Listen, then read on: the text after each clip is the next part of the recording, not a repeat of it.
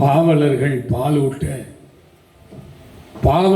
பாலூட்ட பாண்டி பழம்பதியில் காவலர்கள் தாளாட்ட கற்ற மனங்களினும் தொட்டிலே அன்று துயின்று மிக வளர்ந்து பட்டு போல் நாவசைத்து பால் மழலை சொல்லி வந்த கட்டி தமிழே கவிதை பெருஞ்சுவைய 8 திக்கும் எழில் வளர்த்த பூமகள் தொட்டிலே கிடந்த என்னை தொல்காப்பியன் படுத்த கட்டிலே கிடையென்ற கனிமகள் கனி மணக்க பேசும் கற்றோர் அவையினிலே நடை பயில வந்திருக்கும் நானும் தன் இளைய மகன் உந்தன் பாதம் தொட்டு தொடங்குகிறேன் தூயவளே தமிழ் தாயே வாழிய நீ பல்லாண்டு. அல்ல ஜோரா கைதட்டுங்க. அப்பா கண்ணடிச்சா காதல் வரும் சொல்றாங்க. நீங்க கைதட்டினாதான் பேச்சு வரும். அல்ல கைதட்டி வச்சுங்க. 2 பயன் இருக்கு. ஒன்னு கொசு கடிக்காது, இன்னொன்னு ரத்தம் ஊறும். பெண்கள்லாம் கைதட்டினீங்கன்னா கூந்தல் வளரும். அறிவியல் விஞ்ஞானம் இருக்கு. புன்னகை பட்டிமன்ற பாசறை.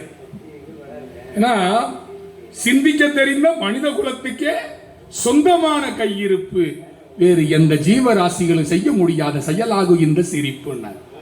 நல்லா பேசுறப்ப நீங்க நல்லா கைத்தட்டினாதான் பட்டிமன்றம் அப்படி கல வரும். பாருங்க, சொன்னவனே எப்படி கைத்தட்டுறாங்க பாருங்க நீதிபதி அவர்களே. பட்டிமன்றத்துடைய வெற்றி உங்க கையில இருக்குது.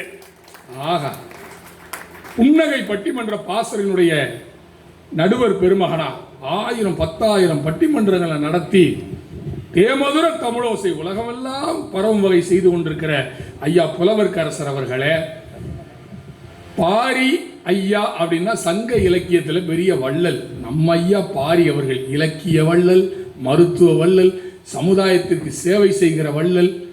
ஐயா பாரி அவர்கள் இந்த பட்டிமன்றத்தை தொடங்கி வச்சிருக்கிறது இரட்டிப்பு மகிழ்ச்சி. மேடையிலே வீட்டிருக்கின்ற அறிஞர் பெருமக்கள் எல்லாம் பல பேச்சு அரங்கங்களில் கரை கண்டவர்கள். அதே போலதான் இந்த ஆடியன்ஸ். ஆனால் ஆளே இல்லாத ஆல் இந்திய ரேடியோவில் 6 மணி நேரம் பேசுறவன் இந்த மாதிரி ஆடியன்ஸ் கிடைச்சா விடுவனா? பொதிகை தொலைக்காட்சியில் என்ன பேச கூட்டி போயிருந்தாங்க நீதிபதி அவர்களே. சிரித்து வாழ வேண்டும்னு தலைப்பு. எங்க ஐயா பொன்னரசன் ஐயா பாரி ஐயா இவ்வளவு கூட்டத்தை கூட்டி இருக்கிறாங்க. அங்க பார்த்தேன் பொதிகை தொலைக்காட்சியில் சேர்ல எம்டியா இருந்துச்சு, ஆடியன்ஸே இல்லை. டைரக்டரை பார்த்து கூப்பிட்டு கேட்டேன், ஏப்பா சிரித்து வாழ வேண்டும்னு பேச சொல்லிருக்கிய, ஆடியன்ஸே இல்லையங்க அப்படின்னு. சார் உலகம் பூரா பட்டிமன்றம் பேசியிருக்கேன்றீங்க. 28ஆம் தேதி துபாய் போறேன். நான் ஒரு விளம்பரம் தான். 28ஆம் தேதி துபாய் போறேன் காலையில் எமிரேட்ஸ் ஃபிளைட்ல. ஏன்னா ஏர் இந்தியா பயமா இருக்கு. போ ஏர் இந்தியா ஏறாம இறங்கிருச்சு. அதான் ஏர் இந்தியான்னு பேர் வச்சா இறங்கி போச்சு. இப்ப ஆடியன்ஸே இல்லையே, எப்படி பேசுறதுன்னு கேட்டேன். அப்போ அந்த டைரக்டர் சொல்றாரு, உலகம் பூரா போய் பேசு, ஆடியன்ஸ்ல இருக்கிற மாதிரி கற்பனை பண்ணி பேசுங்க அப்படின்னு. நீங்க நல்லா கைத்தட்டி ரசிக்கிறீங்க.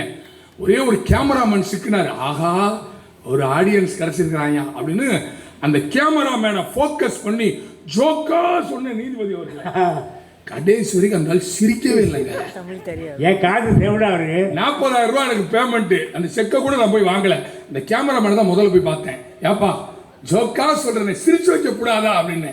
கியா போல்தா இசப் அமாரா ஹிந்தி வாழா தமிழ் நகி மாலும்னே. ஒரு ஹிந்திக்காரனை வச்சுட்டு 3 மணி நேரம் பேசி தமிழ்நாடு பூரா வடநாட்டுக்காரங்க வளர்ந்து வேலைக்கு விடுறானுங்க. எப்படி நம்ம விளங்குறது? ஆனா நம்ம KKR கார்டன் அடேங்கப்பா, அடிச்சு பெஞ்சா மழை, அசையாம நின்னா சிலை, மீன் பிடிக்க போடுவான் காசிமேட்ல வலை, பட்டிமன்ற ரசிகர்னா KK கார்டன் தாங்க தலை. ரசனை ஏன்னா பொய் சொல்றதுக்கு ஒரு அளவு இல்லையா? நானே OSR ராஜா அண்ணன் ராஜேந்திர யோசா அண்ணன் வந்து யோசிக்காம பேசி போயிட்டாங்க. யோசா அண்ணன் யோசிக்காம பேரு ஒரு குழப்பம். கோடீஸ்வரன் பேர் வச்சிருப்பான். அண்ணன் எங்க இருக்காரு? கோயம்பேட்டில் பிச்சை எடுத்துட்டு இருக்காரு. பேர் கோடீஸ்வரன். ஆரோக்கிய சாமின்னு பேர் வச்சிருப்பான். அண்ணன் எங்க? ஹாஸ்பிட்டல் தான் இருக்காரு.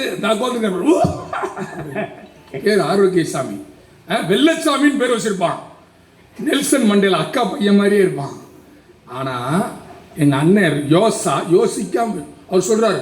அவர் பேர் வேற நான் சொன்னார். ஒரு பேரு ராஜாராம் ஒருத்தர் இருந்தார் கேரளால, அவர் தான் சீட்டு போட வச்சாரு. என்னங்க அண்ணன், எங்க பாட்டி சுருக்கு பையில காசை போட்டு சிக்கனமா இருந்தாலே எந்த ராஜாராம் வந்து எங்க பாட்டிக்கு சொல்லி கொடுத்தா, மிஸ்டர் யோசா ராசா வந்தாரு சீட்டு போட சொன்னாரா. 1000 ரூபாய் இந்த அரசாங்கமே மதிநுட்பம் படைத்த பெண்களிடத்தில் தான் அரசாங்கம் கொடுக்குது 1000 ரூபாய். ஏன் தெரியுமா? ஆடவரிடம் கொடுத்தால் அது டாஸ்மாக்கு போய்விடும் என்று அரசாங்கத்துக்கே தெரிந்திருக்கிறது. எங்க நடுவர் ஐயாவுக்கு தெரியாதா சார்? ரம்மியில போயிடும் சார். ரம்மியில போனா ஃபேமிலி டம்மி ஆயிடுமே. 2 பேர் இந்த மாதிரி தூணு பக்கத்துல பேசிக்கிறேன். குடியாரேன் ஏண்டி இந்த தூணை தட்டி தட்டி, ஏண்டி நான் புருஷன் வந்திருக்கேன்டி கதவை திறடி அப்படின்னு இருக்கான். வீடே கிடையாது, தூணு. ஏடே புருஷன் வந்திருக்கேன்டி கதவை திறடி. பக்கத்தில் ஒரு குடியாருன்னு சொல்லியிருக்கான். அண்ணே எத்தனையோ தடவை தட்டிட்டீங்க, ஆள் இல்லாமல் இருக்கும்னே. ஆளுக்கு வெளியே போயிருப்பாங்க அப்படின்னா. இல்லையா உள்ளதாயா இருக்கிறான். எப்படி சொல்ற? மாடியில் லைட் எரியுது பாரு அப்படின்னா. லைட்டு அது தூணை தட்டிட்டு, நீதிபதி அவர்களே, அந்த பாத்திரச்சீட்டு, நகைச்சீட்டு, ஏலச்சீட்டு, புடவச்சீட்டு, பலசரக்கு சீட்டு, தீபாவளி பண்டு என்று ஒரு குடும்பத்தை மகிழ்ச்சியோடு செய்ய வேண்டும் என்பதற்காக சீட்டு போட்டு, நகைச்சீட்டு போட்டு, எல்லாம் போட்டு குடும்பத்தின் மதிநுட்பத்தால் தான் குடும்பங்கள் ஜெயித்திருக்கிறதா இல்லையா? வீட்டு கம்பெனிலாம் மூழ்கி போனா என்ன ஆகும்? அது ஒன்றென்று நடக்கத்தான் செய்யும் நீதிபதி அவர்களே. எல்லா சிக்கலும் இருக்கு. ஒல்லியா இருக்கும்னு வச்சுக்கோங்க, என்ன சார் சுகரா அப்படின்னு கேட்பான். அதே குண்டா இருக்கும்னு வச்சுக்கோங்க, என்ன